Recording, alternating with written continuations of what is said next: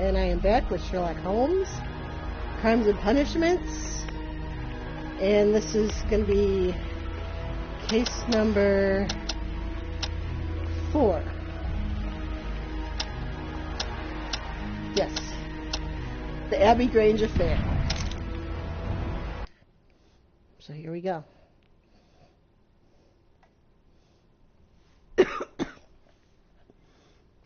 It's about 7:45 in the morning on Wednesday, and I have not been to bed. Horrible sleep habits. Okay.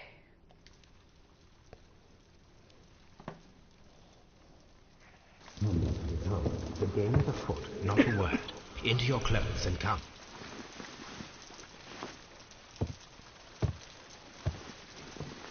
I'll wait for you in the sitting room. I've just received a note from Inspector Lestrade, a letter from the suburbs. He is in need of my presence.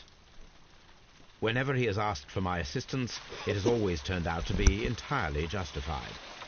I fancy that every one of his cases has found its way into your collection. Yes, they all seem worthy of... However, I regret your fatal habit of looking at everything from the point of view of a story instead of a scientific exercise. Oh, Holmes, you... Well. I beg your pardon, I digress. It would be much better to examine this letter than to try to convince you.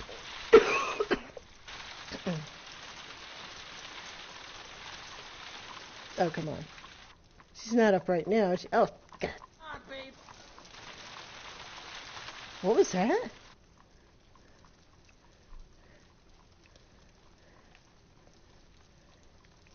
Okay, I heard something weird. Okay. So, examine The letter. letter is on the table, Holmes. You should take a look. Table. What table? This table? That table? Oh, this table over here? Actually, that's a desk. But, okay.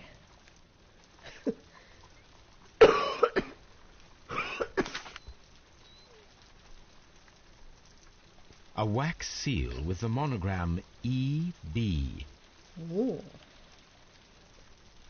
I can tell from Lestrade's handwriting that he was in a hurry when he wrote this letter. Okay. Brackenstall?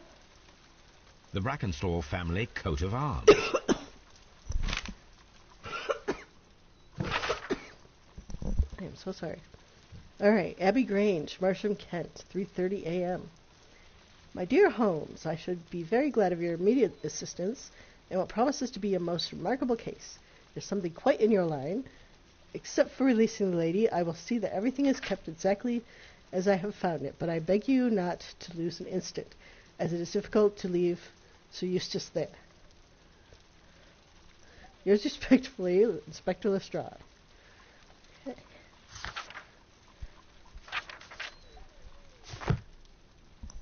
So, what is it, Holmes?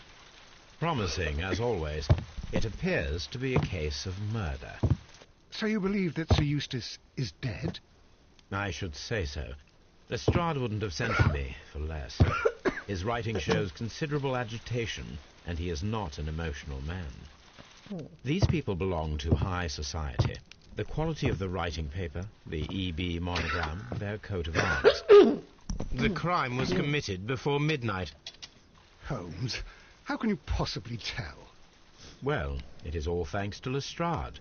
He wrote his letter at 3:30 in the morning. Imagine the chain of events before that. The local police had to be called in. Scotland Yard was notified.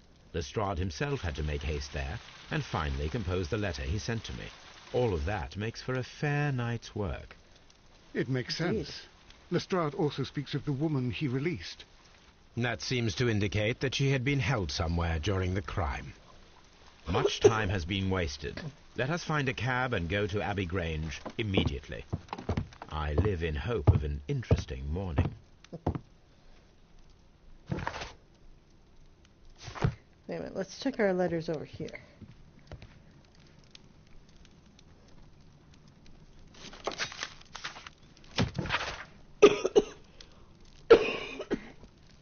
Oh, it's from Blinkhorn. Mr. Holmes, today is the very first time that I've been allowed to write a single letter, and you are the first person whom I would wish to address. I repent all that I've done, but at the same time I find myself grateful for your uncovering the truth. It has given me an enormous life lesson. I also thank you for my conditional sentence, for soon I may be able to live a fulfilling life once again and not be condemned by society. Yay. Yours sincerely, Percival Blinkhorn.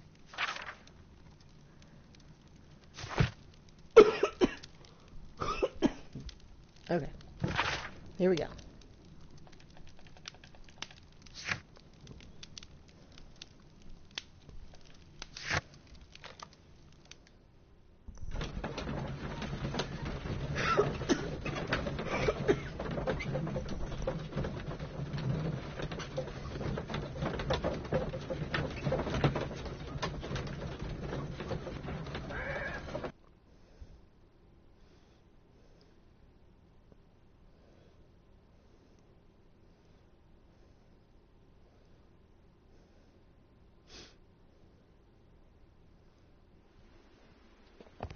Ooh. Ah, Mr. Holmes and Dr. Watson, here you are. I'm very glad that you have come, but perhaps I should not have troubled you after all. And why is that?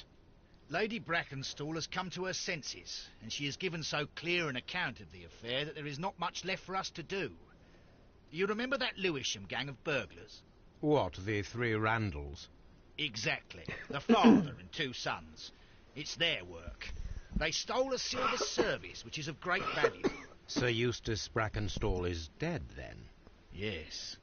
His head was knocked in with his own poker. A violent act of aggression. Yes, the poor lady. She has had a most dreadful experience. She was assaulted and tied to a chair. But I think that you would best see her and hear her account of the facts. She is in the morning room with her maid to raise a right. Where is the body of the deceased? In the dining room. We haven't touched anything. All right. I'm going to examine it. Very good, Watson.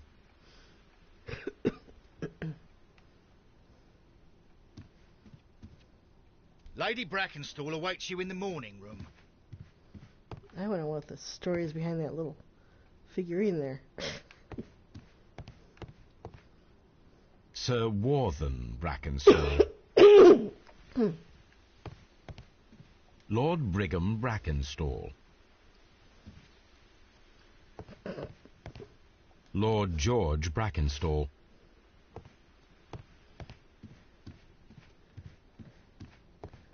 Lord Ramsay Brackenstall. Baron Lyndon Brackenstall. The Brackenstall family seems rather austere. Yes, indeed.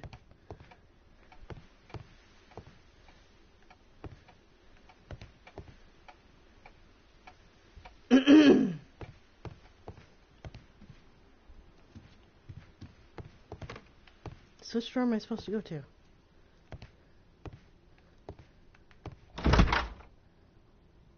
Guess that's the right one.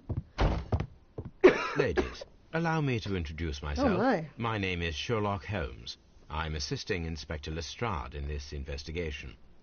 Mr. Holmes, I am the wife of Sir Eustace Brackenstall. We were married only a year ago. I am sorry for your loss. Please accept my deepest condolences. I suppose that it is no use my attempting to conceal that our marriage has not been a happy one. I fear that all would tell you that, even if I were to attempt to deny it. Alright, let's do it. Fresh bruises. Oops. Pale cheeks.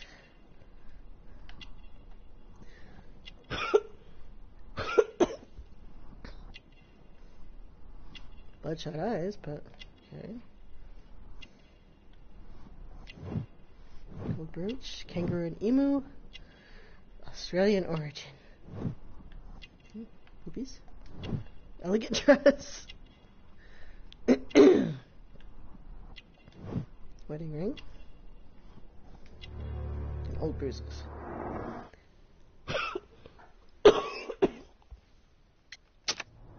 Oops, no, that's not what I meant to do. Ah. Okay. You mentioned that your marriage was not a happy one. Was there anything specific that was troubling you? He was not a nice man when he was drunk, and he suffered from dark moods, but nothing else. Goodness, I am so sorry about that. All right, so, yeah, old bruises. The bruises on your hands are at least 1 week old. Your husband caused those bruises? Oh, do you? Yes, he did. He was very angry at the time. Out of control. Again. Sir Eustace was a drunkard. To be tied to such a man for life is worse than death. So what happened last night? Can you describe to me the events of yesterday evening? Is it really necessary? I have already told Inspector Lestrade all that happened. Yes, madam, it is. I will tell you then. Sir Eustace retired about 10:30. I sat in this room until after 11, absorbed in a book. Before I went upstairs, I entered the dining room to fetch a candle and... Oh, God. Please, go on. As I approached the French window, I found myself face to face with an elderly, broad-shouldered man who had just stepped into the room. Close behind the first man, I saw 2 others. One of them struck me a savage blow with his fist and felled me unconscious to the ground. And then? When I came to myself, I found that they had secured me tightly to a dining room chair. It was at that instant my unfortunate husband entered the room. He fought with the intruders? Yes, I think he had heard them, for he was holding his stick. But they were 3, and he eventually succumbed. One of them, the elder one, struck him a terrible blow with the blade. I fainted once more. When I opened my eyes, they had withdrawn. Then my brave Teresa came to my assistance. Something that's in. Did these 3 villains steal anything? Yes, I found that they had taken the silver from the sideboard. But you can see for yourself in the dining room. Your ladyship?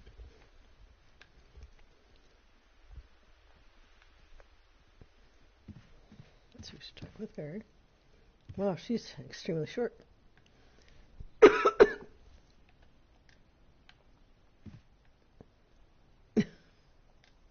She's really tiny. Teresa, I would like to hear your testimony. Certainly, sir.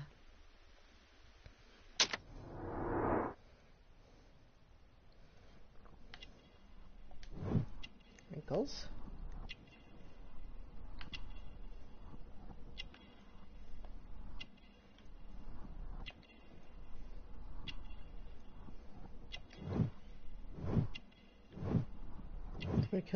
What?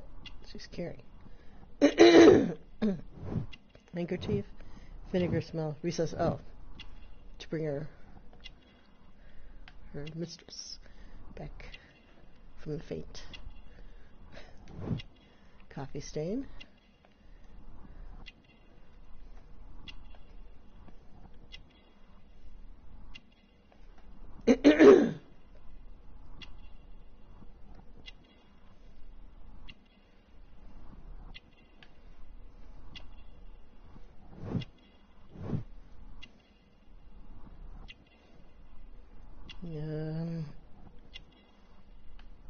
Oh.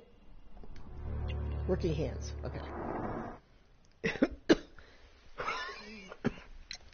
As I sat by my bedroom window, I saw 3 men in the moonlight down by the lodge gate. But I thought nothing of it at the time. Oh, if I'd known. And then? I went to bed, and it was more than an hour after that I heard my mistress scream. And down I ran, to find her tied to the chair and him on the floor with his head smashed. That's all I know.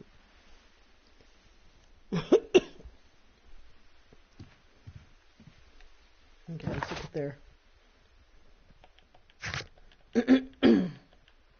profile, their portraits. Okay, Teresa is very attached to her mistress, and she has known her for a considerable time. She is the only resident servant at the Abbey Grange, cooking for, serving, and nursing Lady Brackenstall. She would not hesitate to protect her in the event of any trouble.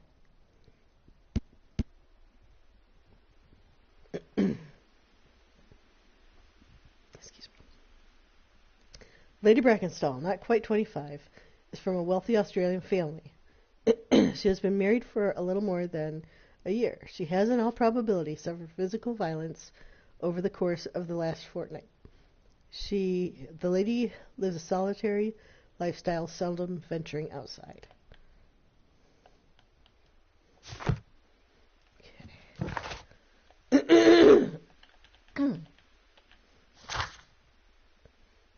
Bruises.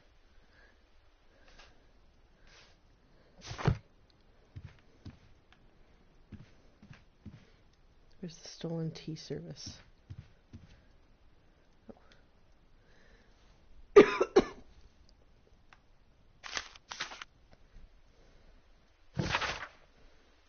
From the Times. Family business booming. The Randall gang is back on the street. Less than a fortnight ago, this infamous family of burglars, the Randalls, as they are known, made their reappearance by way of a brutal but successful intrusion into one of the wealthier homes in Sydenham.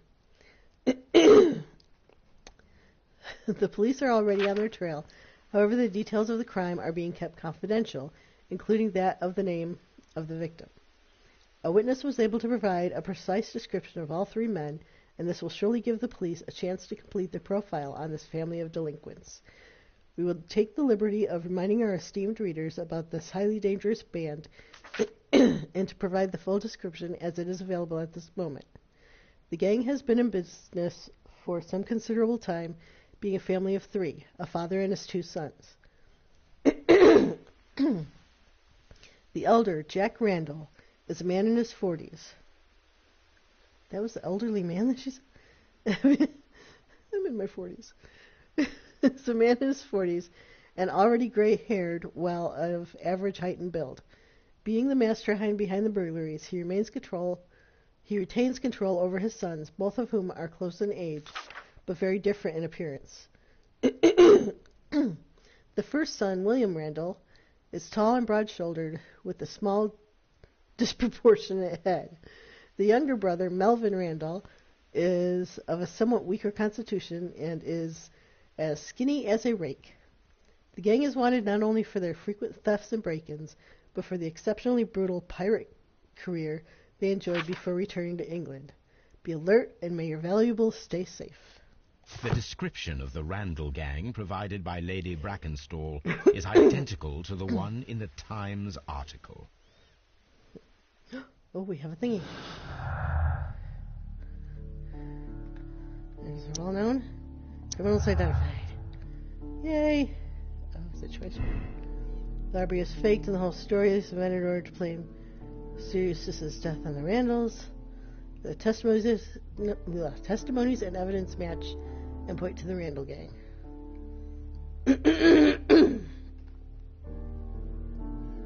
Wait a minute. What was the date on that newspaper? It doesn't say.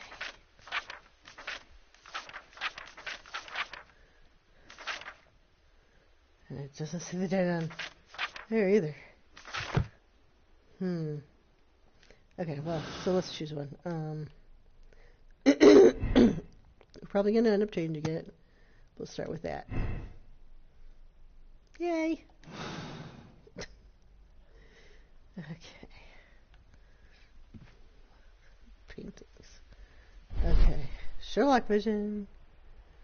Picture! Scratches. These scratches are most definitely made by the picture frame. Aha! This is Sir Eustace's safe. There may be something important inside. I must ask Lady Brackenstall to open it. And then we shall take any items of interest.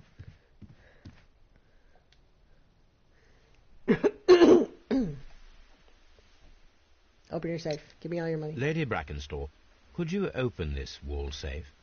No, it is my husband's safe. I do not know the combination. Liar! We have to open it. Your ladyship? Do you know the safe? My mistress is very tired. Can't you allow her to her room? No. Let us try to open this safe. Oh, here we go. This safe can be cracked. I only have to pay attention. The dial will vibrate when it is set to the correct number. Okay.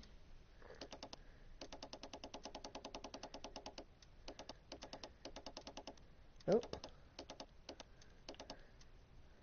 Alright. Confirm.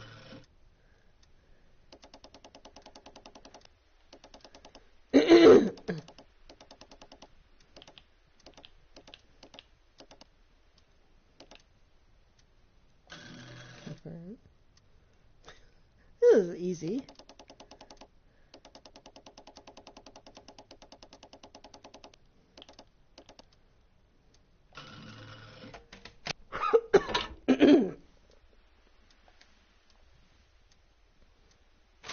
Medical report. Sir Eustace, your current physical and mental state is of great concern. There are several signs of hepatic decompensation. Because he's a drinker. The last time that we met, your eyes were bloodshot and your skin was tinged with yellow. Dang, liver failure. There is a particular odor from your breath that is common in those suffering from liver damage. Then there are the lung abscesses that we have discussed. The leg cramps you have described to me are caused by an alteration to the nervous system, which in turn is caused by an excess of alcohol. That includes the tremors. Your liver seemed excessively hard at the time of your examination, which is a sign of an evolving cirrhosis. There are also signs of ascites, fluid in the peritoneal cavity, which are evident with your swollen stomach. The pain beneath your left rib indicates a pancreatic malady, which may lead to fatal and fulminant pancreatitis. Your condition may pose a risk to others. Your excessive alcohol consumption lowers your self-control and heightens your aggression. I am available to help you with this problem. There are a number of treatment options.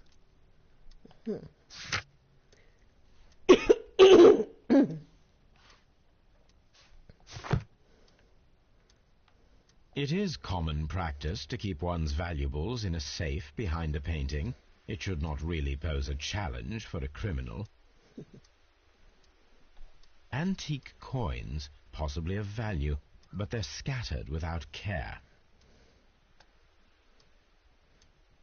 Okay. All right, let's ask her about his health and mental conditions. Oh, what a horrible thing to have happened. Okay, let's talk to her about it. There we go. History of violence. Sir Eustace's doctor speaks of his violent behaviour. Yes, Sir Eustace was an extremely violent man. A detestable human being, to be more precise. It is true that he once threw a decanter at me, and all because I dared to stand up to him in defence of my mistress. Sly devil. God forgive me that I should speak of him so now that he's dead, but a devil he was, if ever one walked the earth. We met him only 18 months ago. She'd only just arrived in London. Yes, it was her first voyage. She'd never been from home before. Wonder with his title and his money and his false London ways. If she made a mistake, she has paid for it, if ever a woman did. She doesn't have any friends here, so it was especially hard for her.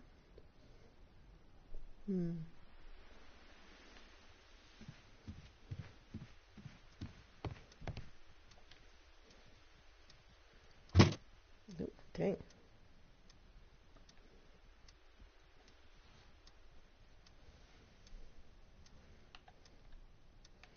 Let's take a look at This photograph of Lady Brackenstall and her maid Teresa was taken at a port, but which one? I suppose we will find out.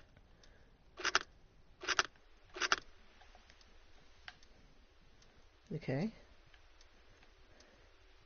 Yeah. Ah! How conveniently labeled that is. So the lady and her maid came from Australia a year and a half ago on this ship. I'll just take that picture in memory from you. Oh, we got a thingy. From Australia. And she has no personal life. She married Sir Eustace shortly after arriving in England and remained at home during that time. There's little possibility that she and her maid are acquainted with anyone in the country. Lady is acquainted with someone from the Rock of Gibraltar.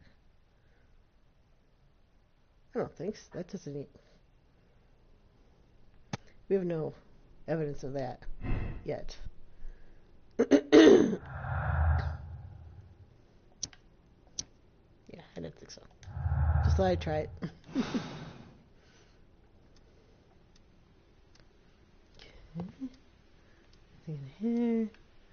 Beautiful paintings. Lovely, lovely, lovely. Alright, so... Can we talk to her again? What a horrible thing to have happened. Talk to her again? My mistress is very tired. Can't you allow her to her room? Nope, she must sit there for the rest of her life.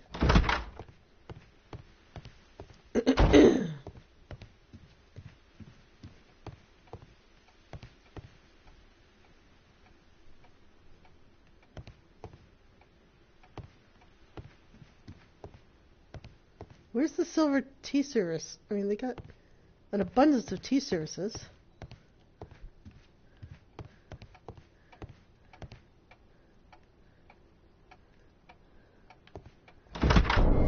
Oh, goodness.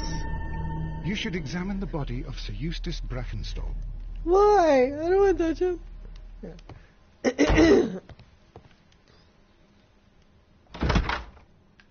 Beautiful. Okay, so we got that there. We just needed to open that because it was all stinky in here because of the body. Oh, really? Fine.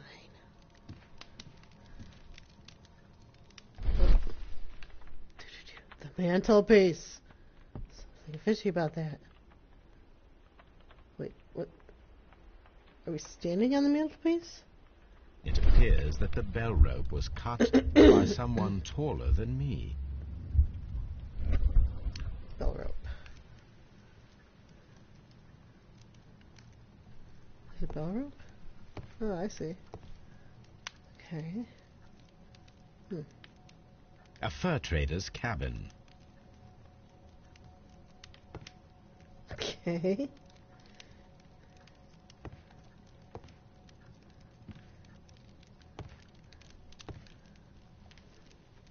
So, Watson, what have you learned from examining Sir Eustace's body? Well, I can confirm that the death was instant. Sir Eustace was facing his attacker when he received the blow to his head. There are no other apparent injuries.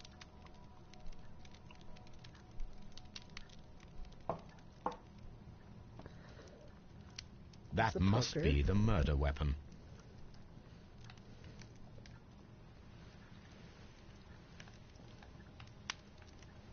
The head was cracked with the force of the blow. Okay.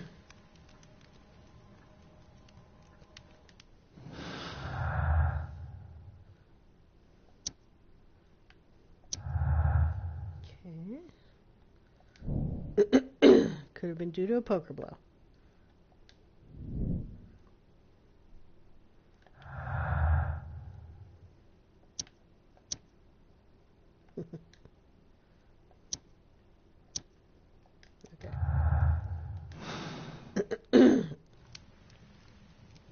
Quite a large stick, a formidable weapon.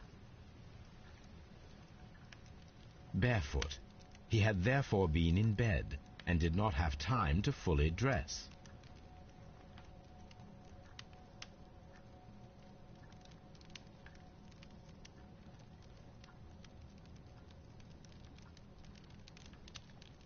Okay. Fireplace grate. It is covered in blood. Sir Eustace might have struck his head upon it while falling from the blow. That is one possible explanation. So now we gotta...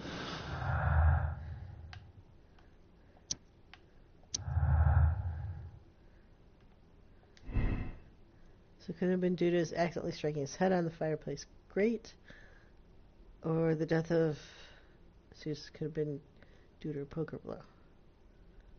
Could have been either.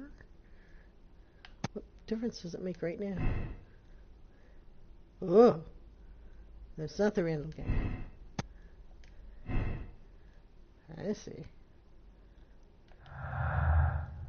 Okay.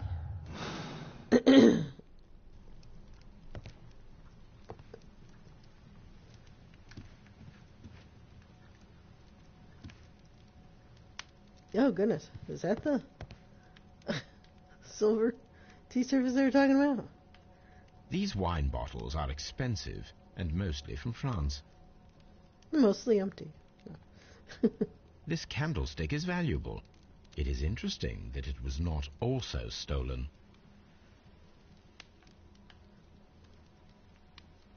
An empty silverware box. It appears that the intruders have stolen the contents.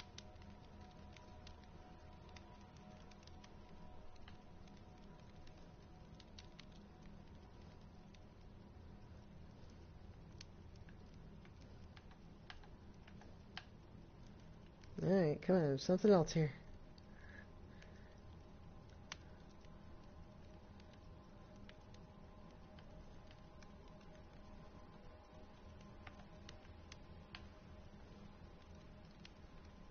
What are we missing?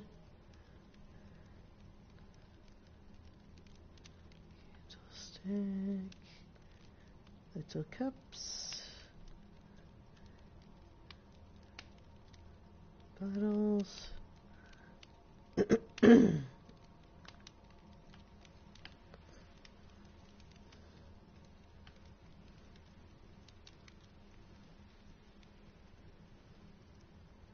Ah.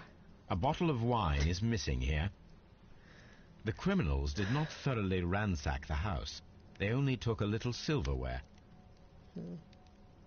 Yeah, this is looking like a frame job. The hunting scene.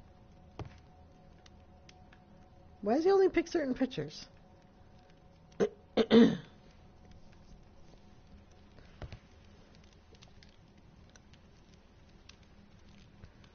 Sailor's knots. That's interesting. This rope was handled by the murderers. We need a scent hound to follow their trail. I will take it with me. This is the chair that Lady Brackenstall was tied to. So maybe she did meet a sailor in that one place.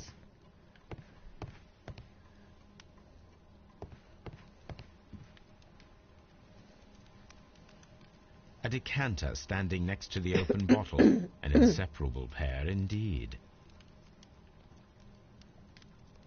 Chateau Calon-Ségur, French wine, Grand Cru.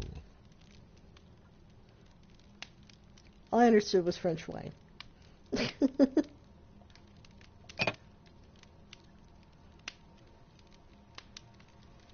This glass has some wine traces, but no visible beeswing. Beeswing? There is beeswing at the bottom, Ew. as if the wine had not been decanted before being poured.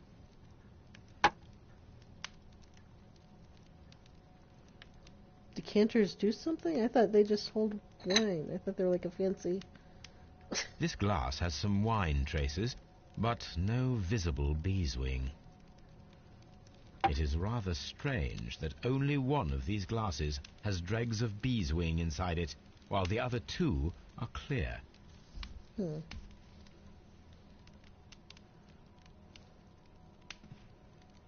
Hmm.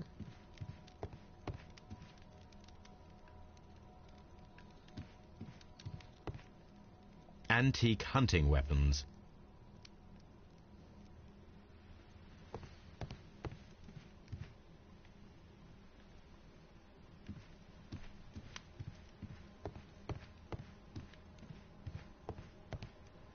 The hunting scene.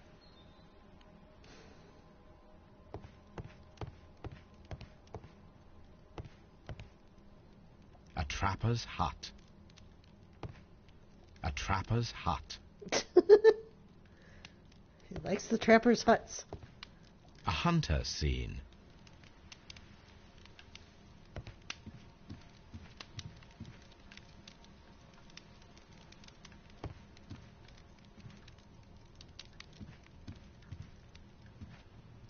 A deer hunt.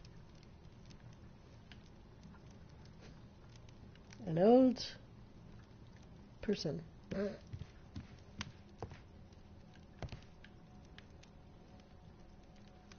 have you seen all the pictures? This door leads to the upstairs bedrooms. Apparently the criminals did not venture there. Can we venture there? Apparently not.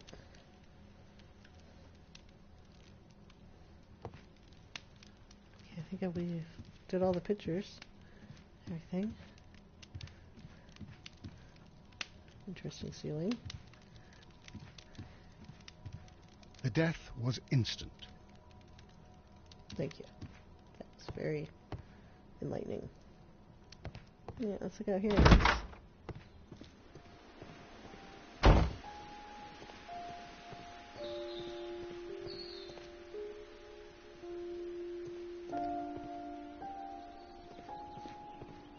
Nice backyard.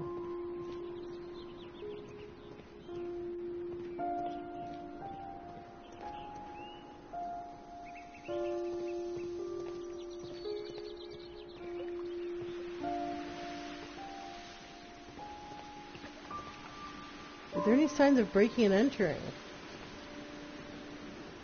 That's an important kind of thing to know.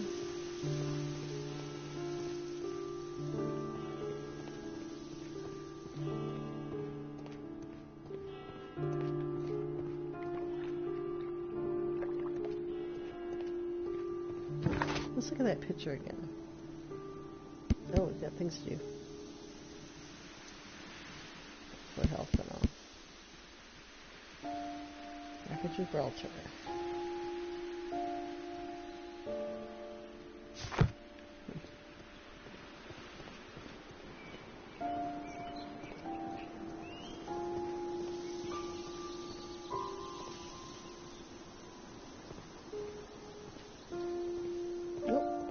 What's this?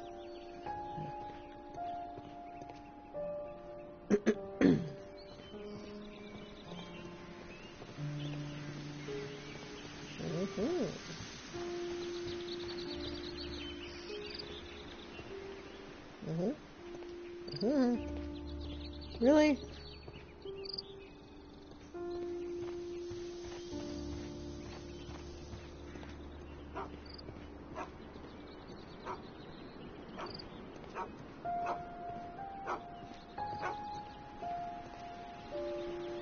Where's that dog? Oh, that's a well.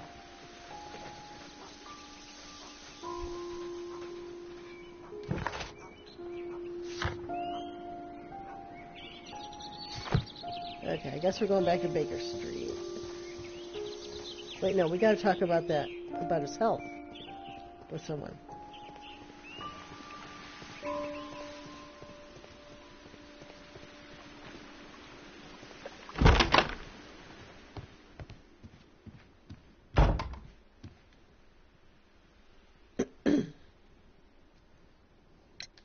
What do you know about Sir Eustace, Inspector?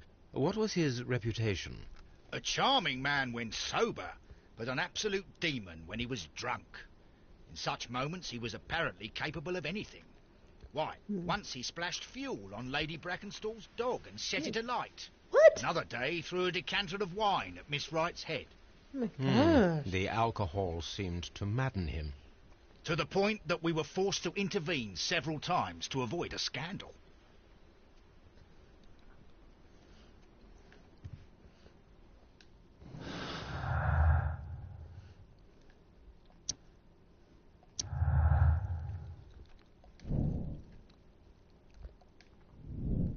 He's violent towards his wife.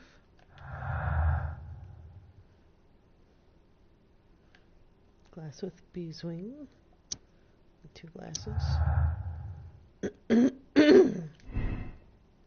There are 3 people drinking wine out of 3 glasses.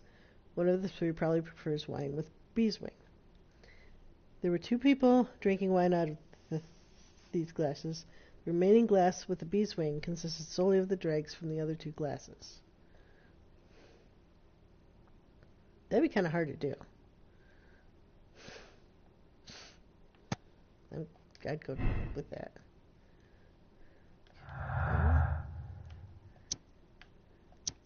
No, okay.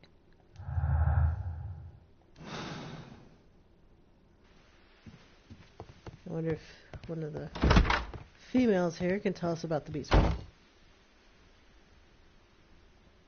Yes.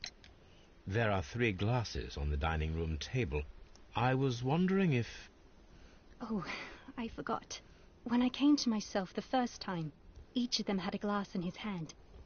They might have been a father and his 2 sons. They talked together in whispers, and then they left. Your ladyship? Please leave my Mary alone. She's suffered so much, she deserves some rest. Okay, let's go to Baker Street.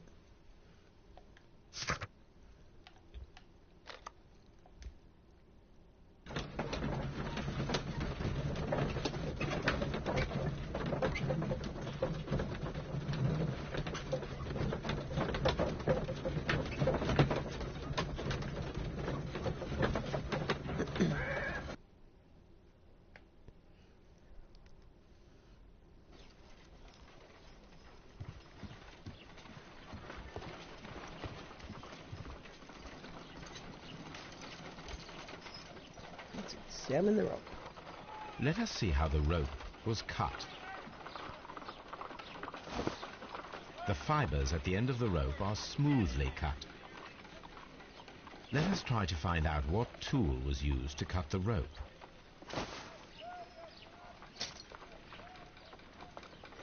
Okay, try scissors.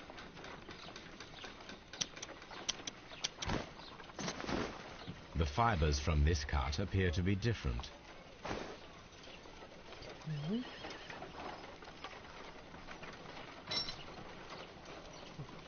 Let's try cutters.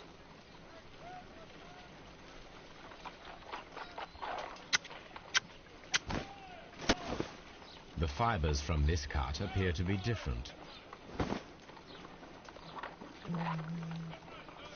Knife.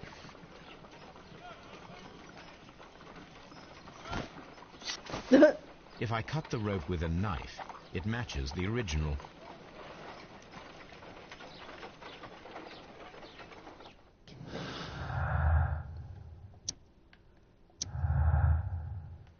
The rope was cut once with a sharp knife and tied quickly in sailor's knots. That could indicate that the intruder had a sailor's background. Okay. Well, didn't the Randalls, it said that they were pirates, so...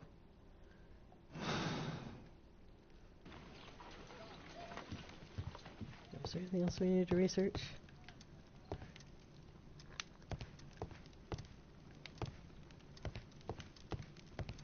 No. Just a minute, Toby. Okay. Yes. Yeah, you come with us. Come on, Toby. We need the best nose in the British Empire on this case. I agree with you, Toby, that Watson's shoe is preferable to Mrs. Hudson's cold cuts.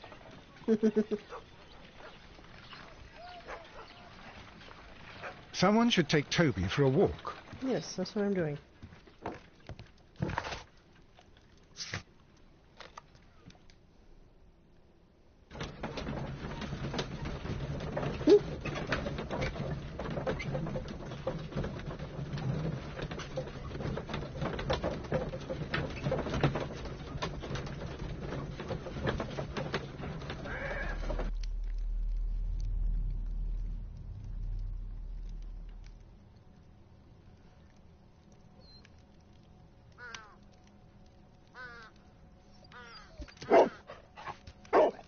Search, Toby.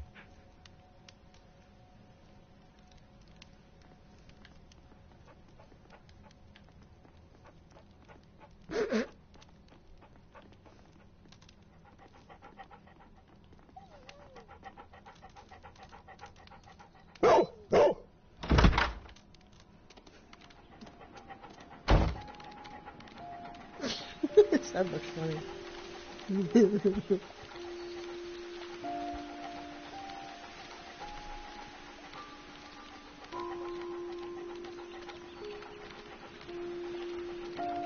Ah, now we get to go under here.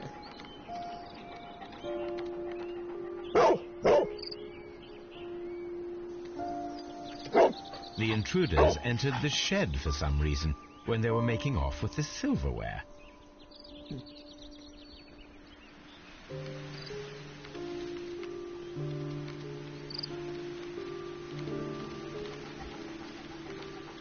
Wait. No, then it goes over this way. By the way, I am hitting the run button. This is Toby running. With his little stumpy legs.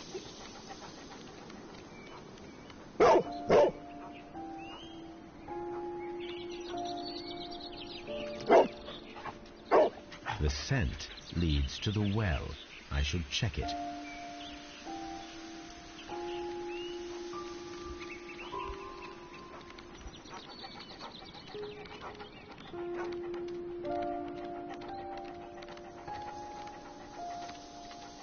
Guess we went over the wall.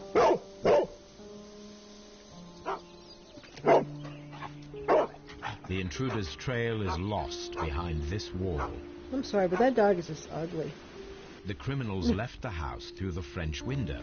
They walked to the shed, then across to the well, before fleeing by climbing over the wall. I wonder why they chose such a winding route. Okay. Let's see what's in the shed.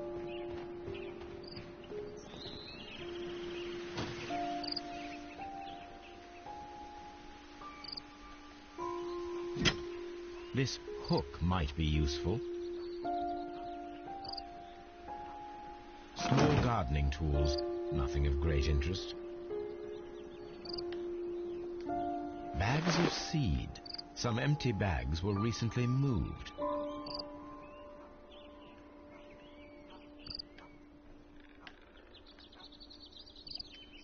This old suitcase sounds hollow. It must be empty.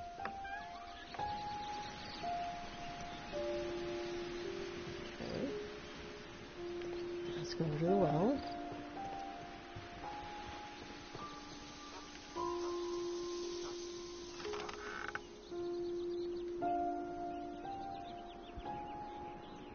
Aha, glittering There's object. something glittering at the bottom there, but how can I reach it? With the hook.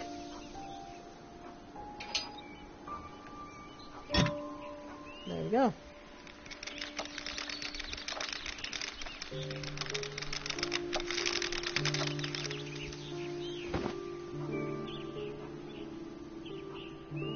Silverware.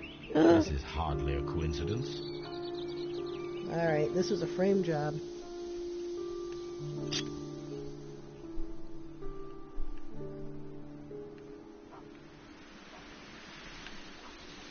The Brackenstall coat of arms. It appears that we have found the stolen silverware.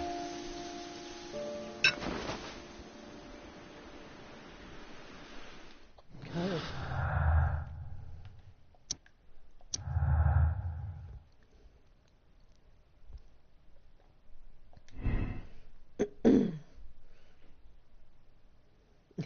Robbery is confirmed as the motive for the crime. The criminals may have plans to return for the silverware that they dumped. Sure, yeah. Imitated robbery. The robbery could have been imitated to explain Sir Eustace's death. Silverware was not supposed to be found. The robbery was faked and the whole story was invented in order to blame Sir Eustace's death on the Randalls.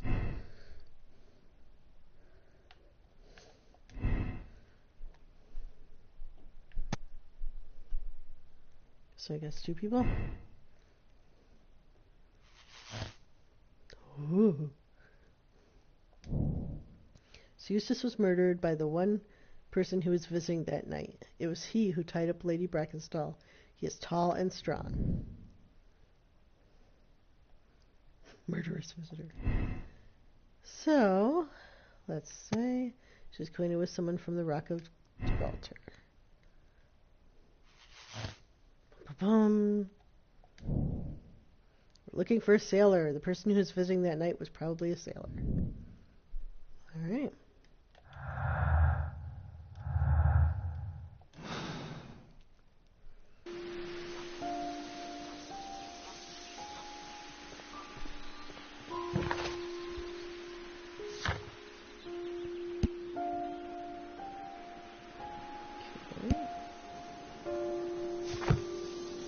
See what the lady says when we present her with the silverware.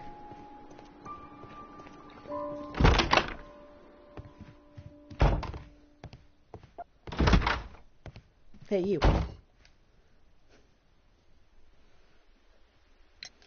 We found your silverware, Lady Brackenstall. It had not been taken very far. Is that true? I am very thankful to you, Mr. Holmes. I'm very nervous now. Your ladyship?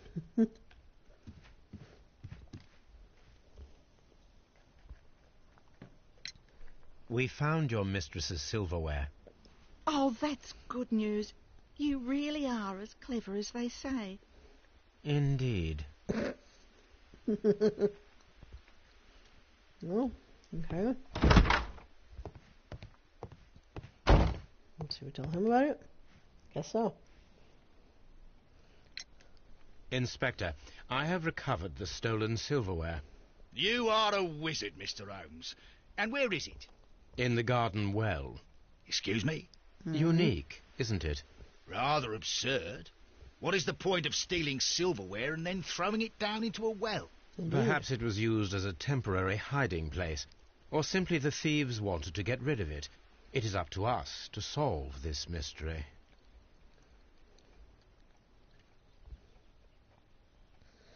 Now let's go back to Baker Street.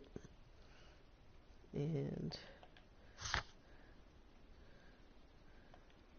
look at the Rock of Gibraltar.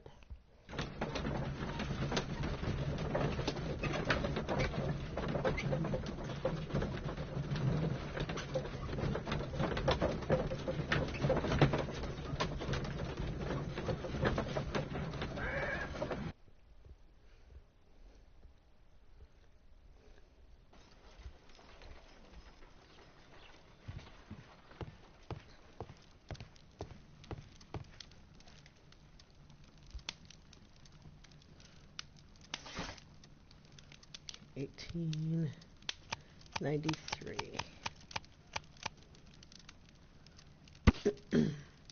Arrival of the Rock of Gibraltar. A ship returned.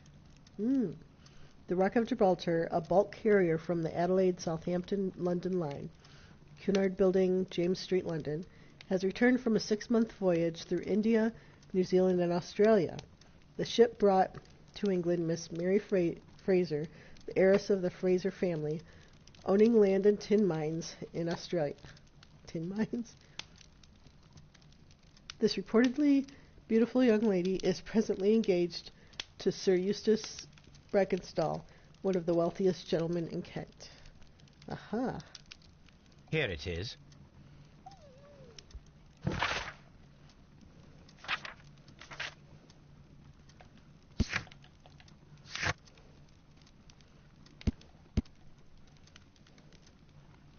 We have a test for Wiggins. Go find us another The sailor. shipping company, the Adelaide, Southampton, London line, and its address. Interesting. It must be the place where they keep the records, including the one for the crew of the Rock of Gibraltar. I think that if you pretend you're from Scotland Yard, they'll give it to you without any problems. But I have another solution. I'll call in the specialist.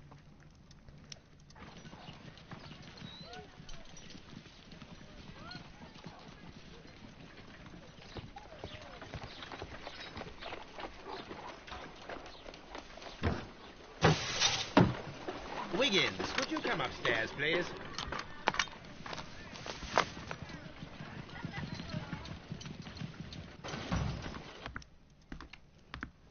At your service, Mr. Holmes. I need a register, my young friend. If you could borrow it, there will be half a guinea for every one of you. I need the crew list of the Rock of Gibraltar in 1893 and their current employment. I'm straight on it, Mr. Holmes. Do you really think they'll find it, Holmes? My secret police is better than the Yard in many ways. 3 hours later. Here it is, Mr. Holmes. But we can't take it back. It's too risky. Put it on the table. I'll take care of it. Good work, young Wiggins.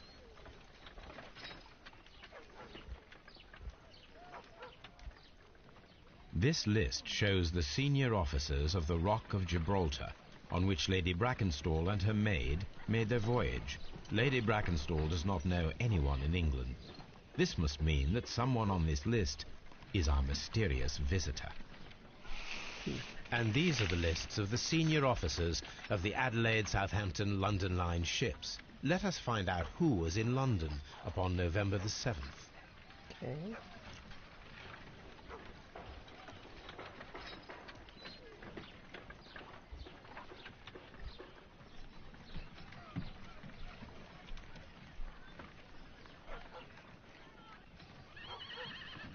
November 7th. So, wasn't that page?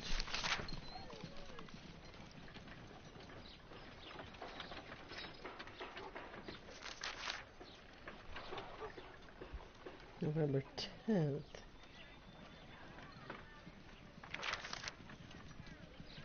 October 25th.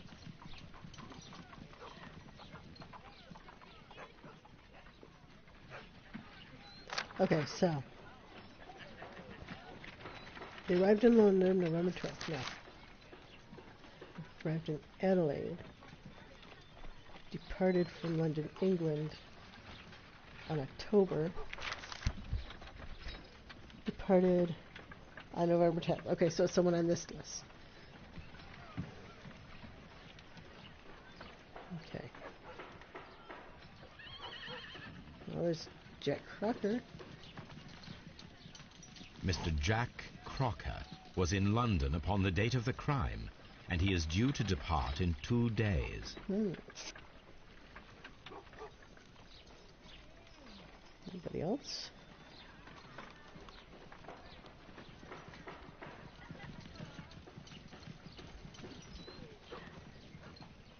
This list shows the senior officers of the Rock of Gibraltar, on which Lady Brackenstall and her maid made their voyage.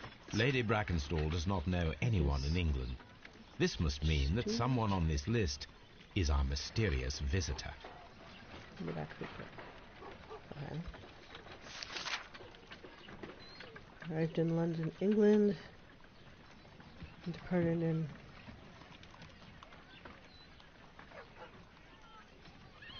Okay, so it could be someone from here, maybe.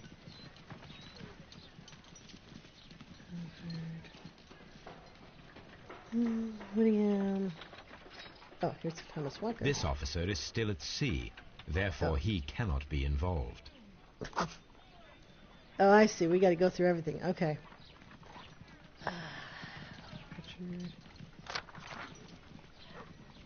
Rogers, Talcott, Southward. This officer is still at sea, therefore he cannot be involved. This officer is still at sea, therefore he cannot be involved.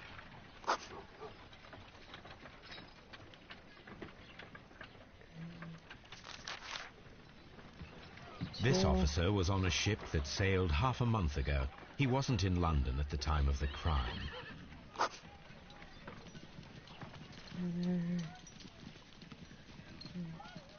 Watkins, Partridge. This officer was on a ship that sailed half a month ago. He wasn't in London at the time of the crime.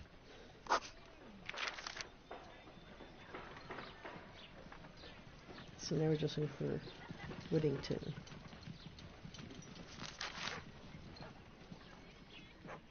There he is. This officer is still at sea, therefore he cannot be involved.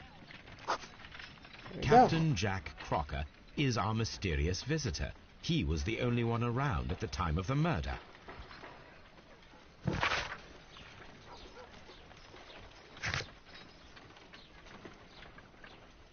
call Crocker to confront him. This Crocker, do you think... It would be interesting to meet him. Our young friend should be able to find him. Oh, do we get to dress like a sailor again?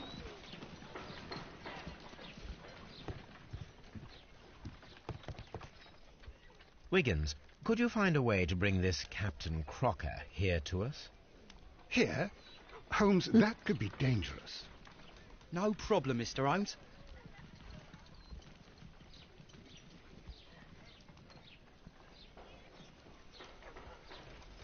Mr. Holmes, I was informed that you were looking for me, and I'd like to know why. Yes, it never is important mind. that we talk. You will soon understand why.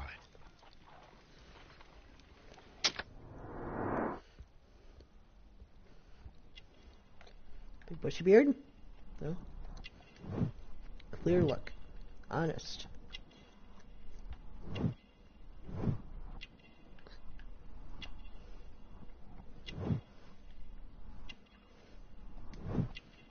Strong build.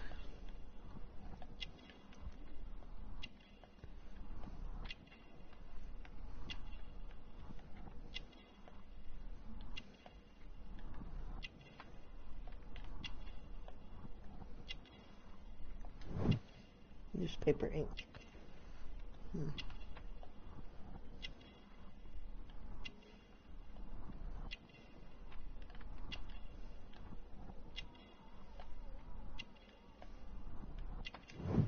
Clean boots.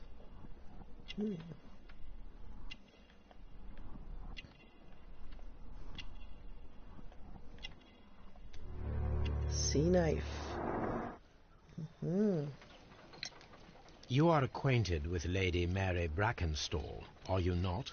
Yes, I think I do remember her, from when I was first officer, but I still don't see... It seems your relationship went beyond that of mere passenger and first officer. How dare you? Indeed, how reckless a feeling is love, particularly if one is prepared to commit a murder in its name. Explain yourself this instant. We're gonna get knocked You out. are aware that the murder made the headlines of the morning press. You read the newspaper report, but to your dismay found it much fabricated. Once you learned that I wanted to see you, you came straight away. You needed to know what I had found. You... And what do you know? That evening, you were with Lady Brackenstall, despite the danger. I'm not afraid, Mr. Holmes. Besides, all of this is just guesswork. You would be right if there was no evidence. What then? Lady Brackenstall was tied to a chair on the night of the murder. And it was you who tied her up. You call that evidence? Sailor's nuts. Yes, as she was tied with a sailor's knot. Your handiwork. So, it's a sailor who's done it. That proves nothing, Mr. Holmes. I'm not the only sailor in London right now. Yes, you are. Your theory is flawed, anyway. On the night of the murder, I was aboard the Shark. I was supervising the repair of a porthole. At night. It was an emergency. There was a leak. You can ask the ship's carpenter. He can confirm. I'm sure that he can. Perfect. In that case, we have nothing more to talk about. Good evening, gentlemen. Holmes, what should we do now? Would you like to check his alibi? No. There is no doubt that these men will testify in his favor, and there will be no way to check. So, what then? So, we must work with what we have. We have all the puzzle pieces. Now I understand why you dissected the bell rope.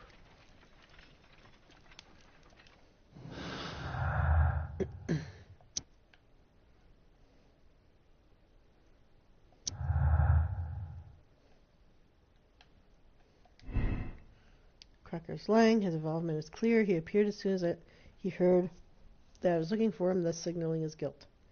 Captain Crocker was aboard the Sharp on the night of the murder. He was not afraid to confront me. He had a confident demeanor.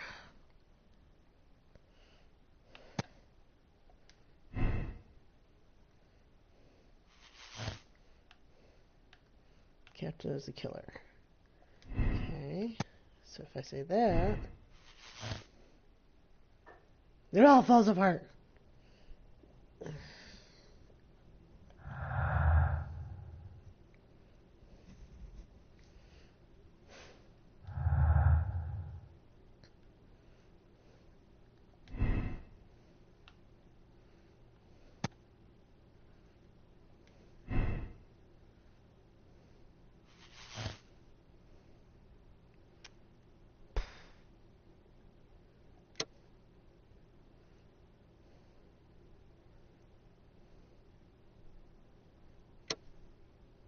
This seems too easy.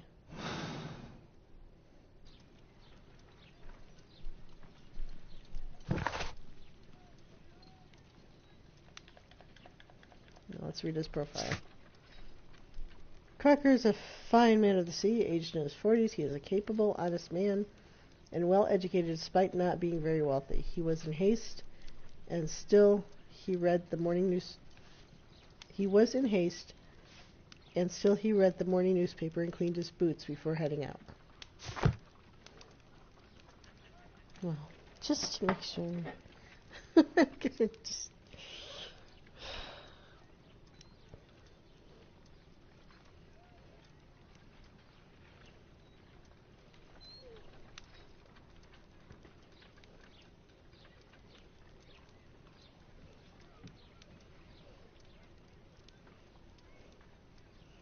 Abbey Grange affair.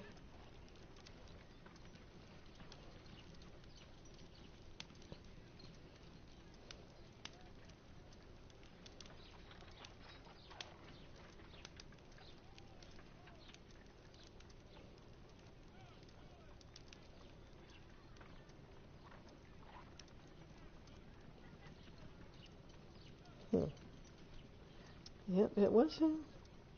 It just seemed too easy and too obvious and quick. Alright. Okay, so now what do I say? He's a murderer and you'll bring him and his accomplice, Lady Brackenstal, to justice. The murder was committed in self-defense. Jack Crocker defended a woman against a violent and dysbomaniacal man. The mystery is solved, but you decide to keep it secret. There's no need to inform the police. I think I'm going to absolve him.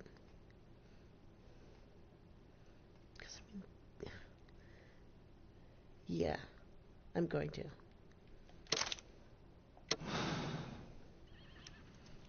Wiggins, could you ask Mr. Crocker to come here again, please? Right away. God, he looks horrible. Barely an hour has passed. Why did you make me come here again, Mr. Holmes?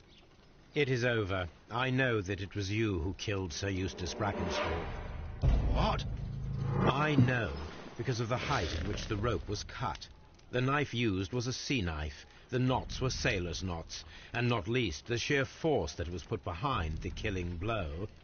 And because you are the only one who knows Lady Mary Brackenstall in London. And because you love her. It's true. It is time for you to tell us the whole truth. I admit that I loved Mary madly from the first day that I met her. But I never did come to visit her, for I believed that she was in a happy household. When I talked to her maid, who told me everything, I was insane with rage. I was due to set sail for 6 months away. I wanted only to see her again. But it turned into a damnable nightmare when he barged in. He dared raise his hand to her. He was not even worthy of licking her boots. Oh, I regret nothing. I admit I killed the monster out of love for her. She will forgive me if she is able. Lady Brackenstall already forgave you. She said nothing. Mary. But that makes her an accomplice as well as her maid. It places her in danger yet again.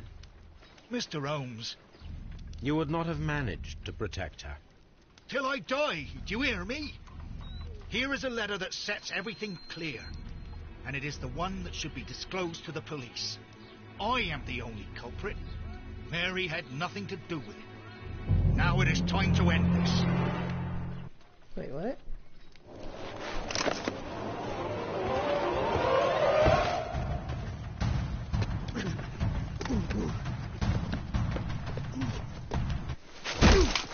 Yeah.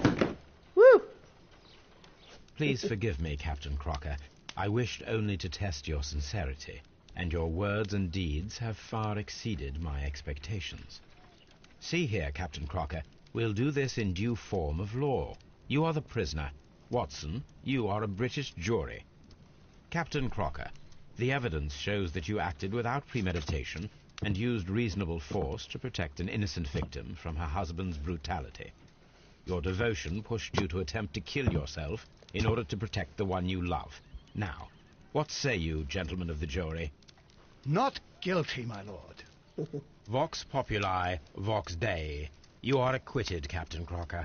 So long as the law does not find some other victim, you are safe from me. Mr. Holmes. It is a great responsibility that I take upon myself, but I will give Lestrade an excellent lead, and if he can't avail himself of it, I can do no more.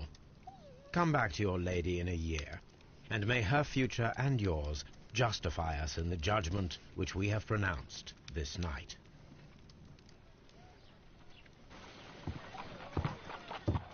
Inspector, I'm afraid that the murderers have escaped us.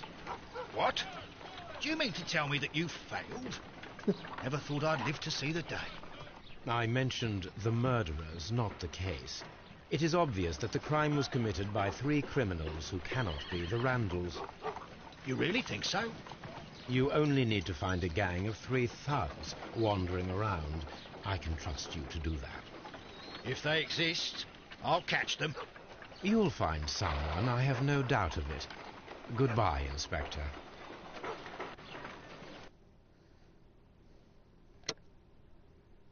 All right.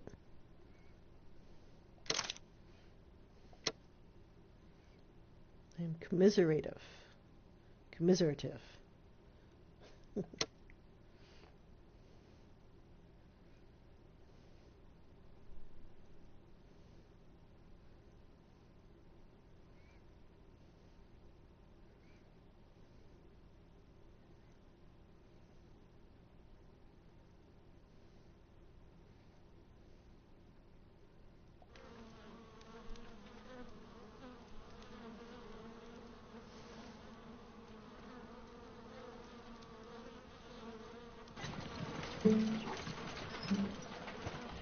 Holmes, for heaven's sake, Oh, whatever's God. going on?